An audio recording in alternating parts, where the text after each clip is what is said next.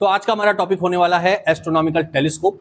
Telescope एक ऐसी optical instrument device है जिसकी हेल्प से रात के समय में हम लोग सेलेस्टियल बॉडीज को देखने के लिए करते हैं, क्योंकि वो हमसे बहुत दूरी पर हैं और उनको हम बहुत ही नजदीक से देखने के लिए टेलीस्कोप का यूज करते हैं। यहाँ पर हम लोग टेलीस्कोप को दो तरह से पढ़ेंगे, एक तो नॉर्मल एडजस्टमेंट के साथ पढ़ेंगे और एक पढ़ेंगे स्पेशल एडजस्टमेंट के साथ। क्या है नॉर्मल एडजस्टमेंट का मतलब? नॉर्मल एडजस्टमेंट का मतलब यह है कि हमारे ऑब्जेक्टिव लेंस से जो बनने वाली इमेज होगी, हम ऐसा कंसीडर करेंगे कि वो आई लेंस के फोकस पॉइंट पर बन रही है। यानी कि इस लेंस से बनने वाली जो भी इमेज होगी वो आई लेंस के लिए एज ए ऑब्जेक्ट बिहेव करेगी और किस पॉइंट पर होगी?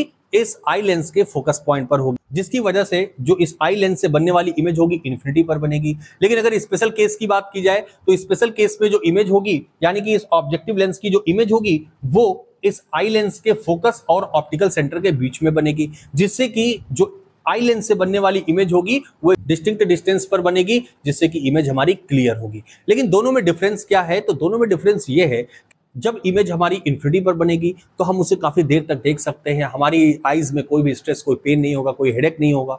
लेकिन अगर हम स्पेशल केस की बात करेंगे तो वहां पर चूंकि इमेज हमारी डिस्टिंक्ट डिस्टेंस यानी 25 सेंटीमीटर पर बनी है, अगर इमेज को हम काफी देर तक देखते हैं तो हमारी आईज में स्ट्रेस हो सकता है या फिर हमें हेडेक भी हो सकता है, काफी देर तक कंटिन्यूअसली उसको देखते रहने के लिए। ठीक है, तो वन बाय वन करके हम लोग दोनों केसेस को स्टडी करेंगे। तो सबसे पहले हमारे सामने है नॉर्मल एडजस्टमेंट। आइए जरा देखते हैं नॉर्मल एडजस्टमेंट में क्या होता है। जैसा कि मैंने आपको बताया कि जो टेलीस्कोप है इसमें हमारे पास दो लेंस होते हैं। जो हमारा ऑब्जेक्टिव लेंस होता है वो थोड़ा सा साइज में बड़ा होता है और जो आई लेंस होता है वो साइज में छोटा होता है। ऐसा इसलिए क्योंकि जो लाइट रेज इन्फिनिटी से या फिर जो सेलेस्टियल बॉडीज से हमारे पास लाइट रेज आ रही है इन्फिनिटी से, वो ज्यादा से ज्यादा इस लेंस के ऊपर इंसिडेंट हो, जिसकी वजह से हम लोग यहाँ पर ऑब्जेक्टिव लेंस को बड़ा कंसीडर करते हैं। तो मैंने आपसे कहा कि अगर इन्फिनिटी से लाइट रेज आ रही हैं और इस ऑब्जेक्टिव लेंस पर कुछ एंगल फॉर्म करते हुए इंसिडेंट हो रही है, मैंने ऐसा कहा कि जो भी लाइट रेज आ रही है वो कुछ एंगल के साथ इस ऑब्जेक्टिव लेंस के ऊपर इंसिडेंट हो रही है। और जैसा कि हमें पता है कि यहां पर हमने कॉन्वेक्स लेंस कंसीडर किया है, और कॉन्वेक्स लेंस क्या करता है? इसके ऊपर जितनी भी लाइट रेज आती हैं इनको एक पॉइंट पर कन्वर्ज कर देता है। लेकिन हमें पता है कि जो भी इन्फिनिटी से लाइट रेज आती हैं वो इमेज कहां पर फॉर्म करती है? भाई फोकस पर करती है। तो यहां पर मैंने बताया कि भाई एंगल फॉर्म करते हुए लाइट रेज आ रही हैं, तो भाई फोकस पर तो इमेज बनेगी नहीं। तो मैं यहां पर एक फोकस प्लेन कंसीडर करूंगा इस ऑब्जेक्टिव लेंस के बिहाफ पर। मैंने कहा कि ये हमारे पास क्या है? फोकस प्लेन है, और जहां पर भी ये लाइट रेज फोकस प्लेन से टकराएंगी वहीं पर हमारी इमेज फॉर्मेशन होगी, और ये कॉन्वेक्स लेंस क्या करेगा? सारी की सारी लाइट रेज को कन्वर्ज कर देगा, इकट्ठा कर देगा इसी पॉइंट पर, और यहीं पर हमारी इमेज बनेगी जिसको मैं नाम दूंगा A डैश B डैश। ठीक है, अब यहां पर मैंने आपसे बताया कि जो हमारा आई लेंस है, आई लेंस के लिए जो ऑब्जेक्ट होगा वो इस ऑब्जेक्टिव लेंस से बनने वाली इमेज है, यानी कि A डैश B डैश इस आई लेंस के लिए एज ऑब्जेक्ट बिहेव करेगी। और किस पोजीशन पर होगी? तो मैंने आपसे कहा कि इस आई लेंस के फोकस पर होगी। तो हमें ऐसा मानना होगा कि जहां पर हमारी इमेज बनी है वहीं पर हमारे आई लेंस का फोकस भी है। ठीक है ना? अब आई लेंस फोकस पर अगर हमारा ऑब्जेक्ट है तो जो लाइट रेज हमारी यहां से निकलेंगी, इमेज कहां पर फॉर्म करेंगी, आइए जरा देखते हैं। लेकिन उससे पहले जरा इस आई लेंस के फोकस को हम लोग डिफाइन कर लेते हैं कि अगर ये डिस्टेंस हमारी यहां फोकस की है तो लगभग ये वाला पॉइंट हमारा होगा इस आई लेंस का फोकस। और जो भी लाइट रेज इस A डैश B डैश से निकलेंगी प्रिंसिपल एक्सिस के पैरेलल जाएंगी और रिफ्रैक्ट होने के बाद कहां से पास होंगी? ये FE से, यानी कि इस फोकस पॉइंट से पास होंगी। अब सेकंड लाइट रे मैं कहां से पास कराऊंगा? इस ऑप्टिकल सेंटर से पास कराऊंगा। हमें पता है कि ऑप्टिकल सेंटर से पास होने वाली जो भी लाइट रेज होती हैं वो बिना डेविएट हुए सीधे चली जाती है। अब आप यहां पर देख पा रहे होंगे कि जो दोनों लाइट रेज हैं लगभग कैसी हैं? पैरेलल हैं, और पैरेलल है तो आगे जाकर के कहीं पर एक दूसरे से इंटरसेक्ट भी नहीं होंगी। अगर इंटरसेक्ट नहीं होंगी तो फिर इमेज का फॉर्मेशन नहीं होगा, या फिर हम ये कह सकते हैं कि अगर इनको मैं आगे की तरफ भी ट्रेस आउट करता हूं तो भी ये एक दूसरे से इंटरसेक्ट नहीं करेंगी, क्योंकि एक दूसरे के क्या हो गई? पैरेलल हो गई। हमने केस पढ़ा है कॉन्वेक्स लेंस से इमेज फॉर्मेशन में कि अगर हमारा ऑब्जेक्ट फोकस पर रखा है तो इमेज कहां बनती है? इन्फिनिटी पर बनती है। यानी कि जो हमारी इमेज बनेगी कहां बनेगी? इन्फिनिटी पर बनेगी। ठीक है, अब इन्फिनिटी पर अगर इमेज बन रही है तो हम उसे काफी देर तक देख सकते हैं। लेकिन यहां पर डिसएडवांटेज ये है कि इन्फिनिटी पर बनने वाली जो इमेज होगी वो उतनी ज्यादा क्लियर नहीं होगी। ठीक है ना? उतनी ज्यादा क्लियर नहीं होगी, बनेगी तो, लेकिन उतनी ज्यादा क्लियर नहीं होगी। अब यहां पर हमें फाइंड क्या करना है भाई? हमें यहां पर एंगुलर मैग्निफिकेशन फाइंड आउट करना है। तो अगर एंगुलर मैग्निफिकेशन की बात करें तो हमें पता है उसका फॉर्मूला क्या होता है भाई? Angular magnification m is equal to क्या होता है भाई? Beta by alpha. और आपको पता है बीटा क्या होता है? Angle made by image at the optical centre, और अल्फा क्या होता है, angle made by object at the optical centre. अब यहां पर अगर देखा जाए तो अल्फा बीटा कहां पर होंगे, तो भाई देखिए ये वाला जो एंगल होगा वो क्या कहलाएगा, हमारा बीटा। क्या होगा, ये बीटा होगा। अच्छा, अगर मैंने आपसे बताया था कि भाई जो ऑब्जेक्ट है इस ऑब्जेक्टिव लेंस पर कुछ एंगल फॉर्म करते हुए इंसिडेंट हो रहा है, मैंने अगर मान लिया कि ये अल्फा है, तो ये देखिए वर्टिकली अपोजिट एंगल के अकॉर्डिंग ये वाला एंगल भी कितना हो जाएगा, अल्फा हो जाएगा। ठीक, अच्छा, इन दोनों लेंस के जो ऑप्टिकल सेंटर्स हैं जरा उनको भी हम लोग डिफाइन कर देते हैं। मैंने कहा कि ये है O1 और ये वाला है O2। ठीक, अब यहां पर अगर हम एंगुलर मैग्निफिकेशन को अप्लाई करते हैं तो देखिए एंगुलर मैग्निफिकेशन में यहां जैसा कि मैंने आपसे बताया था कि ऑप्टिकल इंस्ट्रूमेंट्स में जो भी एंगल फॉर्म होते हैं वो कैसे होते हैं, बहुत ही छोटे होते हैं। तो अगर स्मॉल एंगल्स होते हैं तो tan थीटा को थीटा या फिर sin थीटा के फॉर्म में लिख सकते हैं। तो यहां पर जो मैग्निफिकेशन है, इस मैग्निफिकेशन को मैं क्या लिख सकता हूं, मैं लिख सकता हूं tan beta upon tan alpha. Okay, अब tan बीटा और tan अल्फा की वैल्यू अगर इस रे डायग्राम से मैं लिखूं तो देखिए जरा क्या हो जाएगा, m इज इक्वल टू हो जाएगा tan बीटा कहां पर है भाई, देखिए ये है बीटा हमारे पास। अब अगर मैं इसमें tan बीटा लगाऊं तो ये हो जाएगा a dash b dash upon b dash O2। तो यहां पर मैं लिखूंगा a dash b dash upon b dash O2। Okay, upon tan alpha की बात की जाए तो ये क्या होगा, a dash b dash upon, फिर से ये होगा a dash b dash upon b dash O1, b dash O1। Okay, यहां से देखिए कुछ कैंसिल आउट हो जाएगा क्या, हाँ भाई a डैश b डैश क्या हो गया, कैंसिल हो गया। और जो मैग्निफिकेशन आया वो क्या है, देखिए b डैश O1 कहां चला जाएगा, ऊपर चला जाएगा। तो ये हो जाएगा b dash O1 upon b dash O2। अब ये डिस्टेंसेस कौन कौन सी है भाई, b डैश O1, देखिए अगर मैं b डैश O2 की बात करूं तो ये डिस्टेंस किसकी होगी हमारे पास, ये डिस्टेंस होगी FE। क्या होगी, FE। क्यों मैंने ऐसा कहा, मैंने इसलिए ऐसा कहा क्योंकि ये जो हमारा आई लेंस है, जो इसका ऑब्जेक्ट है कहां पर रखा है, उसके फोकस पर रखा है, और फोकस और ऑप्टिकल सेंटर के बीच की दूरी क्या कहलाती है, फोकल लेंथ कहलाती है। तो मैंने इसको आई लेंस के लिए फोकल लेंथ FE कह दिया। और अगर O1 B डैश की बात की जाए तो ये डिस्टेंस हमारी क्या कहलाएगी, ये हो जाएगी FO, यानी कि ऑब्जेक्टिव लेंस की जो फोकल लेंथ है। तो यहां पर अगर वैल्यू रखें तो मैग्निफिकेशन के लिए क्या वैल्यू आएगी, वो आ जाएगी b डैश O1 के लिए आ जाएगा FO अपॉन FE। ओके, तो ये मैग्निफिकेशन हमारे पास आया। लेकिन एक चीज और ध्यान रखनी है हमको, साइन कन्वेंशन। देखिए FO हमारा किधर है भाई, इस ऑब्जेक्टिव लेंस की फोकल लेंथ है जो कि राइट साइड में है, तो ये पॉजिटिव साइन के साथ होगा। लेकिन FE क्या है, आई लेंस के लिए फोकल लेंथ है, यानी कि लेफ्ट साइड में है, तो ये माइनस साइन के साथ होगा। तो नॉर्मल एडजस्टमेंट में जो मैग्निफिकेशन आया वो किसके बराबर आया, FO अपॉन FE के बराबर आया। ठीक है ना। अब यहां पर बात करते हैं हम लोग जरा स्पेशल एडजस्टमेंट की। तो स्पेशल एडजस्टमेंट का जरा ये रे डायग्राम पहले बनाते हैं। यहां पर भी हम ऐसा कंसीडर करेंगे कि जो भी लाइट रेज आ रही हैं वो इस ऑब्जेक्टिव लेंस के साथ कुछ एंगल फॉर्म करते हुए आ रही है। ठीक है ना, मैंने ऐसा मान लिया कि अल्फा एंगल यहां पर भी फॉर्म हो रहा है। ये देखिए अल्फा एंगल यहां पर फॉर्म हो रहा है। फिर से यहां पर मैंने कहा कि ये जो पॉइंट है ये हमारा ऑब्जेक्टिव लेंस का फोकस पॉइंट है, और यहां पर मैंने एक फोकस प्लेन कंसीडर किया जहां पर इमेज बनेगी a dash b dash. Okay, और ये हमारा कॉन्वेक्स लेंस क्या कर रहा है भाई, सारी की सारी लाइट रेज को यहीं पर कन्वर्ज कर देगा। यहां पर मैंने कहा ये अल्फा है, तो ये वाला एंगल भी वर्टिकली अपोजिट एंगल क्या हो जाएगा, अल्फा हो जाएगा। फिर बात करते हैं जरा यहाँ पर आई लेंस की।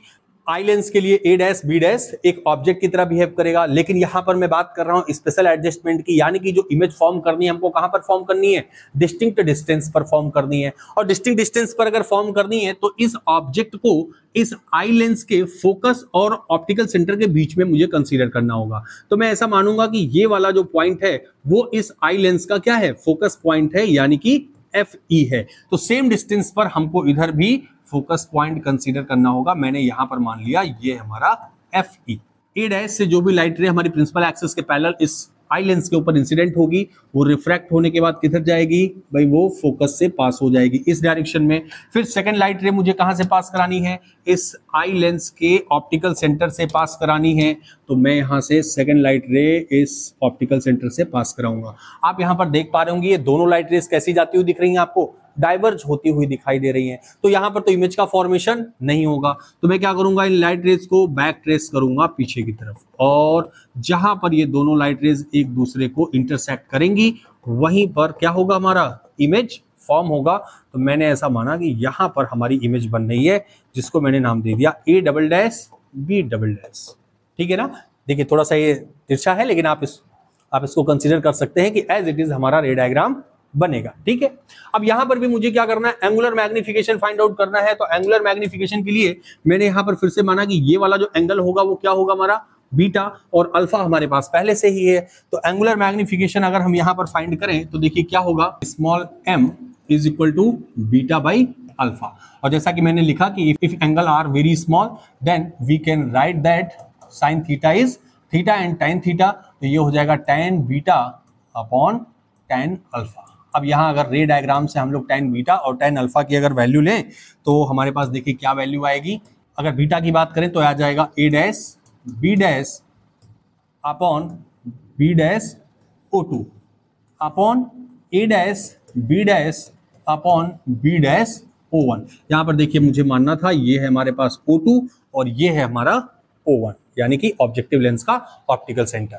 यहां से देखिए फिर से हमारे पास क्या हो जाएगा, a डैश b डैश क्या होगा, कैंसिल हो जाएगा, और जो मैग्निफिकेशन की वैल्यू आएगी वो क्या आएगी, b dash O1 upon b dash O2। और b डैश O1 की अगर बात करें तो b डैश O1 हमारा होगा FO। ओके, ये डिस्टेंस हमारी क्या होगी, FO होगी। लेकिन अगर यहां पर b डैश O2 की बात करें तो b डैश O2 हमारे लिए होगा क्या, UE, यानी कि डिस्टेंस ऑफ ऑब्जेक्ट। तो यहां पर अगर मैं b डैश O1 की बात करूं तो ये हो जाएगा FO अपॉन UE, यानी कि मैग्निफिकेशन जो हमारे पास आया वो क्या आया, m is equal to FO upon UE के इक्वल आया।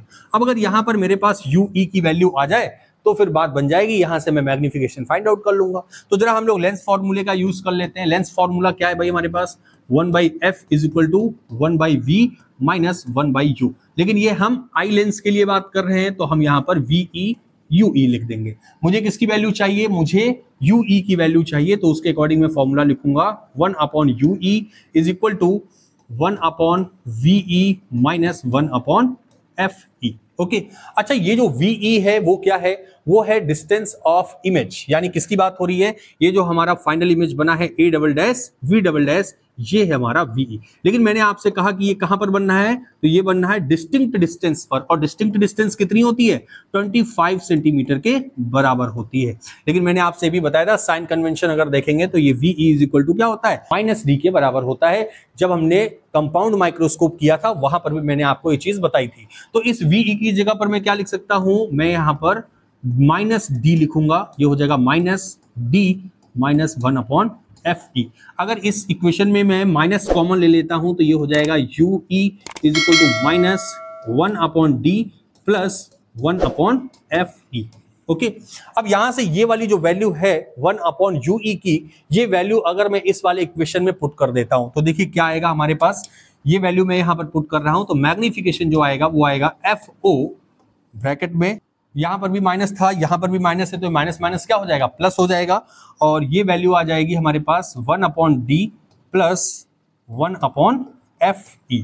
अब देखिए ये जो हमारे पास ब्रैकेट में वैल्यू लिखी हुई है, अगर यहां से मैं FE को कॉमन ले लेता हूं, अगर 1 अपॉन FE को कॉमन ले लूं तो जो मैग्निफिकेशन होगा वो क्या हो जाएगा, FO अपॉन FE ब्रैकेट में FE अपॉन d प्लस 1।